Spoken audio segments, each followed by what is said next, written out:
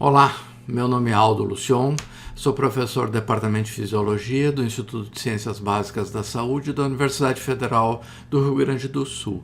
Nesta aula de hoje eu gostaria de analisar com vocês o cerebelo, mais especificamente a organização estrutural do cerebelo, visto que ela é importante para o seu funcionamento, que nós vamos analisar em outra oportunidade. Objetivos dessa aula. Em primeiro lugar, eu gostaria de responder à pergunta de quais são as principais partes em que o cerebelo é subdividido morfologicamente. A segunda pergunta que eu gostaria de analisar é a seguinte: quais são as principais funções das várias partes do cerebelo que nós estamos analisando? Nesta figura, eu faço um resumo dos principais pontos desta aula. Em primeiro lugar, que o cerebelo é subdividido em vestíbulo-cerebelo, que também é chamado arquicerebelo, espino-cerebelo ou paleo-cerebelo, e o cérebro-cerebelo, que também é denominado neocerebelo. Essa denominação neocerebelo se refere à evolução do cerebelo, ou seja, o momento da evolução do cerebelo. É uma outra classificação. O segundo ponto importante que eu gostaria que vocês se lembrassem dessa aula é que os neurônios do córtex cerebelar, eles se projetam para núcleos cerebelares. Ou seja, os neurônios do córtex se projetam para núcleos cerebelares, que também são chamados núcleos profundos do cerebelo.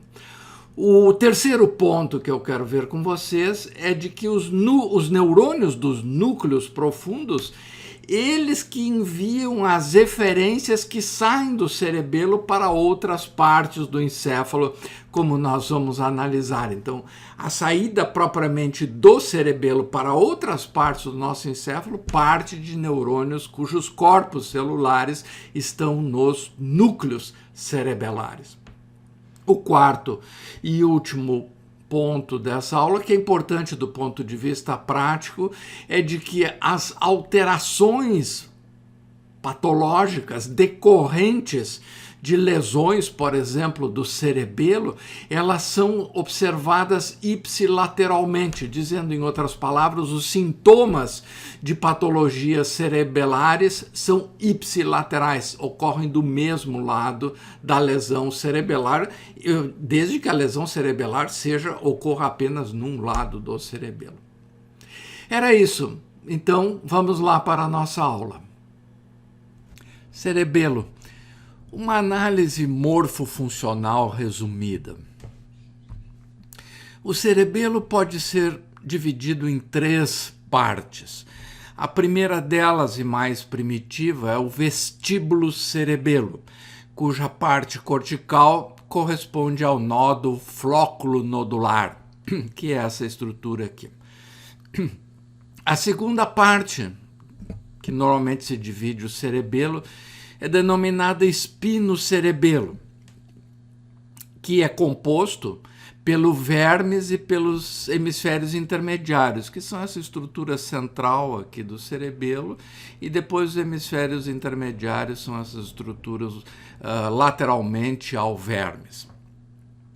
A terceira parte do cerebelo, e também de evolução mais recente, é o cérebro-cerebelo, que corresponde aos hemisférios laterais.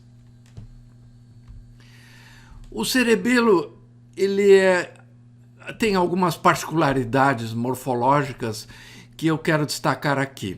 A primeira delas é a seguinte: o cerebelo recebe suas aferências, ou seja, as vias que se dirigem para o córtex cerebelar, tem origem nos núcleos pontinos, uma série de núcleos localizados aqui na ponte do tronco encefálico, ou na oliva inferior, que também fica aqui no tronco encefálico. Então, essas estruturas do tronco encefálico, tanto os núcleos pontinos como a oliva inferior, como também o núcleo vestibular que nós estudamos lá no aparelho vestibular, são estruturas que enviam projeções para o córtex cerebelar. Aqui está o córtex cerebelar.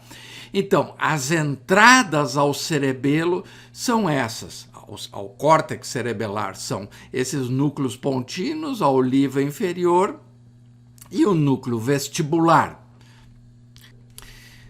O outro aspecto morfológico que eu gostaria de destacar do cerebelo se refere às eferências do córtex cerebelar, ou seja, a saída do córtex cerebelar. As células corticais cerebelares, elas fazem sinapse com com neurônios localizados nos chamados núcleos profundos do cerebelo, ou também chamados núcleos cerebelares. Então, há uma série desses núcleos cerebelares, os principais estão aqui, o núcleo denteado, que recebe as projeções dos neurônios corticais dos hemisférios laterais do cerebelo, o núcleo interpósito, que está aqui, que é composto pelo globoso e pelo emboliforme, que recebe projeções aqui dos hemisférios intermediários, e o núcleo fastigial, que recebe projeções de neurônios corticais aqui do vermes. O lobo flóculo nodular, ele tanto recebe aferências do núcleo vestibular, como ele também, o córtex do lobo flóculo nodular, envia projeções para o núcleo vestibular. Nós vamos analisar agora um pouco mais detalhadamente o espinocerebelo, que está relacionado mais diretamente à postura e ao equilíbrio do nosso corpo. Eu fiz esse esquema para mostrar as relações cerebelares envolvidas no espinocerebelo, ou seja, as principais estruturas envolvidas no espinocerebelo. Volto a enfatizar, o espinocerebelo corresponde ao vermes e àqueles hemisférios intermediários. Então, as entradas ao espinocerebelo têm origem em receptores somáticos sensoriais, também receptores proprioceptivos lá dos músculos, do próprio aparelho vestibular, ou seja, o núcleo vestibular envia projeções especialmente para o vermes, que o núcleo vestibular, além de enviar lá para o lobo flóculo nodular, também envia projeções para o vermes. E também o espinocerebelo recebe projeções do córtex associativo visual e auditivo, ou seja, projeções do córtex cerebral. E estas origens das aferências do espinocerebelo, elas fazem sinapse em neurônios localizados naqueles núcleos pontinos, ali no tronco encefálico, e também na oliva inferior. Destes núcleos partem neurônios que se projetam para o córtex cerebelar, para o hemisfério intermediário e para o vermes, ou seja, o córtex do cerebelo envolvido com o espinocerebelo corresponde ao hemisfério intermediário e ao vermes. Do hemisfério intermediário e do vermes se projetam neurônios para os núcleos cerebelares, como sempre. O córtex cerebelar projeta neurônios para os núcleos cerebelares, ou também chamados núcleos profundos do cerebelo. E no caso do espinocerebelo, esses núcleos profundos são os interpósitos e o fastigial. Destes núcleos profundos projetam-se neurônios para o tálamo contralateral e para o córtex motor. olhando com um detalhamento maior dessas relações do espino-cerebelo, eu apresento esse diagrama assim com bastante complexo, que eu vou passo a passo tentar explicá-lo. Então, novamente estamos analisando o espino-cerebelo.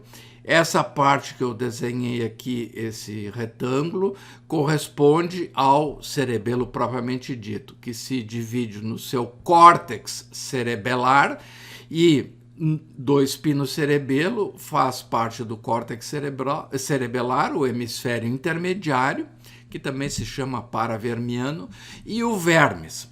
Do córtex cerebelar partem neurônios para os núcleos cerebelares, que são também chamados núcleos profundos, que são, neste caso, os interpósitos, o globoso e o emboliforme, e o núcleo fastigial, que são os núcleos profundos do espino-cerebelo.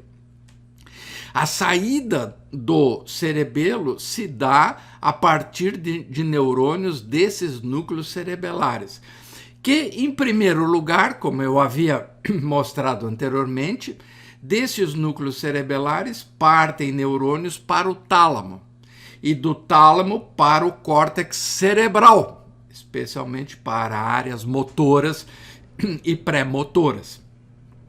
Aqui eu destaco, nessa linha tracejada, a linha média do corpo. Então, os núcleos cerebelares enviam projeções para o tálamo contralateral, ou seja, do outro lado do corpo. Mas o córtex cerebral envia suas projeções, lá os feixes córtico-espinhais, envia projeções para os neurônios motores aqui da medula espinhal, que estão localizados do mesmo lado do hemisfério cerebelar, ou seja, como o feixe córtico cerebral, ele cruza de lado, ele volta para o mesmo lado do corpo onde teve origem lá as informações cerebelares. Então, os neurônios dos núcleos profundos enviam projeções para o tálamo contralateral, para o córtex cerebral contralateral, que cruza e volta novamente ao lado em que deu origem às informações cerebelares. Conclusão importante disso: alterações, disfunções do cerebelo ocorrem do mesmo lado do corpo, né? Do mesmo lado, elas são ipsilaterais. Esta parte do cerebelo, o espino-cerebelo, como o nome diz, ela está envolvida especialmente com músculos extensores, músculos axiais, ou seja, são músculos posturais. Então, o espino-cerebelo é uma estrutura que está, basicamente, do ponto de vista funcional, relacionada aos movimentos posturais, à musculatura axial, à musculatura extensora do nosso corpo relacionada à postura e ao equilíbrio. Esta é uma parte da história. As outras eferências do espino-cerebelo, que são muito importantes, então aqui nós temos os núcleos cerebelares, novamente, que são a saída do cerebelo, se projetam para o tálamo, como eu acabei de falar, mas também se projetam para esse núcleo aqui do tronco encefálico, chamado núcleo rubro, e do núcleo rubro também para neurônios motores da medula espinhal. Mas esses núcleos aqui profundos do espino-cerebelo, eles também se projetam neurônios para a formação reticular aqui do tronco encefálico. E essa formação reticular do tronco encefálico tem uma função decisiva sobre o tônus muscular e, portanto, sobre a postura do nosso corpo. Além disso, os núcleos cerebelares do espino-cerebelo se projetam para o núcleo vestibular. E do núcleo vestibular, como nós sabemos, projetam-se neurônios para os para os neurônios motores lá da medula espinhal, motoneurônio alfa e gama, que estão decisivamente também envolvidos com controle postural da musculatura extensora e axial do nosso corpo. Então, o espinocerebelo é uma estrutura que está envolvida com o controle, principalmente, né, com o controle postural do nosso organismo. Agora, quais são as entradas ao espinocerebelo? Bom, vamos começar por aqui. Os neurônios que se projetam para o córtex cerebelar do espinocerebelo, esses neurônios têm origem naqueles núcleos pontinos e na oliva inferior. Daqui partem neurônios que se dirigem ao córtex cerebelar e também neurônios que fazem sinapse diretamente com núcleos cerebelares, com os interpósitos e com o fastigial. Qual é a origem dos neurônios que se projetam, por sua vez, para esses núcleos pontinos aqui da oliva inferior? O espinocerebelo recebe projeções de áreas corticais relacionadas especialmente ao processamento das informações visuais e auditivas. Então, áreas corticais cerebrais enviam projeções para esses núcleos pontinos lá do tronco encefálico, que por sua vez se projetam lá para o cerebelo. Além disto, esses núcleos pontinos aqui envolvidos, os neurônios desses núcleos pontinos envolvidos com o espinocerebelo, recebem aferências, recebem entradas de receptores somáticos sensoriais, receptores proprioceptivos, receptores periféricos sensoriais, se projetam para esses núcleos e daqui para o córtex cerebelar, além do próprio aparelho vestibular, ou seja, o aparelho vestibular lá, os canais semicirculares, o trículo e o sacro, eles enviam informações via núcleo vestibular.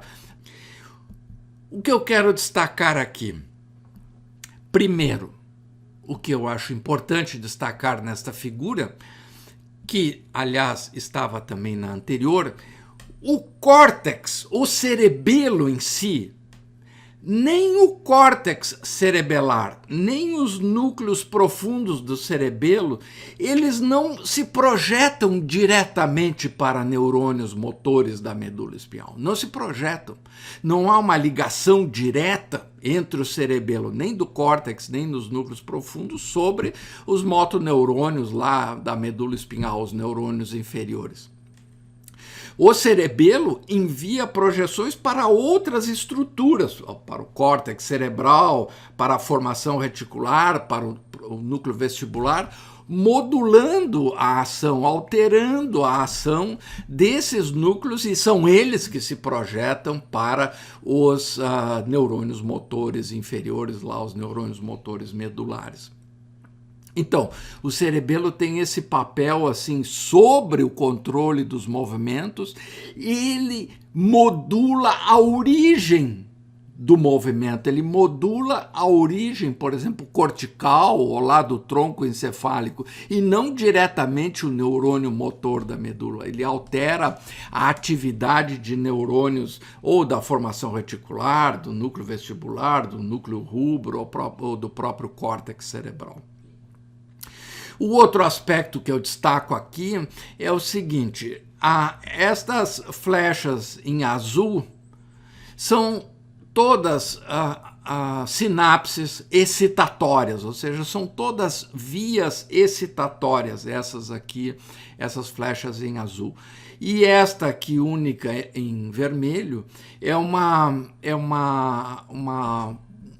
projeção inibitória, ou seja, os neurônios corticais cerebelares, eles são inibitórios dos neurônios dos núcleos profundos, como nós vamos analisar numa outra aula mais detalhadamente. Mas eu já destaco que a ação do córtex cerebelar é inibitória sobre esses núcleos profundos. E esses núcleos profundos têm uma ação excitatória sobre várias partes do nosso encéfalo. Cérebro-cerebelo está mais diretamente envolvido com os músculos das extremidades do nosso corpo, na realização de movimentos finos, na organização de movimentos complexos. Essa é, em essência, né, basicamente a função do cérebro-cerebelo. O cérebro-cerebelo, que também muitas vezes é chamado de neocerebelo, ele recebe as entradas aos hemisférios cerebelares. Elas têm origem também lá no córtex cerebral, motor e pré-motor, que, como no espinocerebelo, envia projeções para os núcleos pontinos. Sempre tem esse estágio, núcleos pontinos e oliva inferior. Claro que para outros neurônios dos núcleos pontinos e da oliva inferior em relação ao espinocerebelo. E esses neurônios desses núcleos pontinos se projetam para o córtex cerebelar, para os hemisférios laterais do córtex cerebelar. E do córtex cerebelar, há projeções para o núcleo cerebelar envolvido no cérebro-cerebelo, que é o denteado. Ou seja, os neurônios do córtex cerebelar se projetam, como sempre, né, a arquitetura básica do cerebelo, se projetam aqui para esse núcleo profundo, que no caso do cérebro-cerebelo se chama denteado. E do denteado há essa projeção para o tálamo contralateral e do tálamo contralateral para o córtex cerebral motor e pré-motor. Em essência, o que essa figura simplificada mostra é a mesma que nós vimos lá para o espinocerebelo. No entanto, há diferenças importantes que eu quero destacar na próxima figura. Essa figura, assim como aquela outra, é um detalhamento das relações do cérebro-cerebelo. Então, novamente aqui, neste retângulo, nós temos o cerebelo, com seu córtex cerebelar, ou seja, neste caso do cérebro-cerebelo é o hemisfério lateral, é aquela grande estrutura cortical lateral, que envia neurônios que são inibitórios para o núcleo cerebelar correspondente ao cérebro-cerebelo, que é o denteado. Do denteado, há projeções para o tálamo contralateral e do tálamo para o córtex cerebral, para as áreas motoras e pré-motoras do córtex cerebral. Além disso, o núcleo denteado envia projeções para o núcleo rubro. E tanto o córtex cerebral, através do feixe córtico-espinhal, né, e também o núcleo rubro, através do feixe rubro-espinhal, enviam projeções que cruzam de lado para os neurônios motores da medula espinhal ipsilateral, mas especialmente neurônios motores, alfa e gama, lá da medula espinhal, das porções mais laterais do corno anterior da medula espinhal, ou seja, neurônios motores envolvidos com os movimentos finos, os movimentos das extremidades do nosso corpo. Destaco aqui diferenças em relação ao espinocerebelo, que o núcleo denteado não envia projeções para a formação reticular do tronco encefálico, nem para o núcleo vestibular. Ele se projeta maciçamente para o tálamo e do tálamo ao córtex cerebral. E do córtex cerebral nós temos essa alça assim, de retroalimentação que atua sobre os núcleos pontinos e a oliva inferior.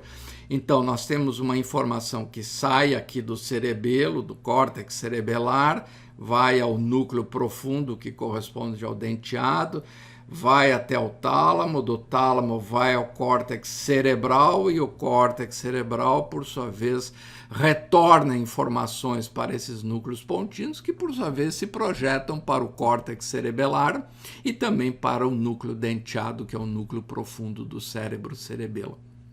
Então, há essa alça assim, de essa alça de feedback, essa alça de controle, né, entre o córtex cerebelar e o córtex cerebral.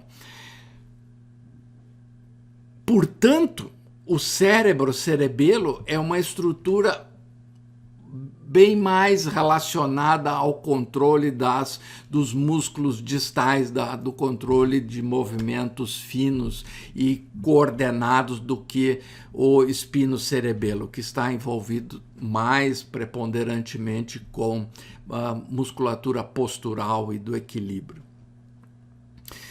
Aqui também as informações do córtex cerebral, elas cruzam novamente de lado e chegam a neurônios motores, motores medulares, né, ipsilaterais ao próprio cerebelo. Era isto que eu gostaria de conversar com vocês hoje. Muito obrigado pela atenção.